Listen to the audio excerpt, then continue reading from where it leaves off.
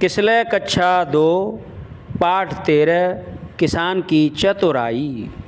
किसान अपना खेत जोत रहा था, अचानक कहीं से भालू आ गया। भालू किसान को मारने झपटा।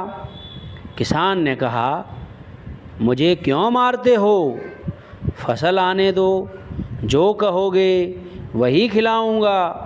भालू ने कहा, जमीन के ऊपर की फसल मेरी और नीचे की फसल तुम्हारी रहेगी।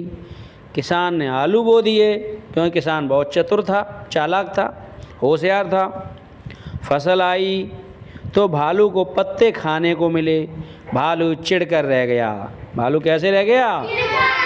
अगली बार भालू ने कहा, देखो किसान भैया, इस बार ज़मीन के नीचे की फसल मेरी और ऊपर की तुम्हारी होगी। किसान ने गेहूँ बो दिया। जब फसल तैयार हुई तो किसान को मिले चमकीले गेहूँ और भालू को मिली खाली जड़ें। भालू खींच कर रह गया। फिर भालू खींच कर रह गया। अगली बार क्या हुआ? इस बार भालू ने किसान को मजा चखाना चाहा। उसने किसान से कहा, जमीन के सबसे ऊपर और जमीन के नीचे की फसल मेरी। किसान मान गया, क्योंकि किसान तो बहुत चालाक था। इस बार किसान ने बोया क्या? कौन सी फसल बोई? गन्ने की फसल बोई। फसल आई तो भालू को मिले ऊपर के पत्ते और ज़मीन के नीचे की जड़ें।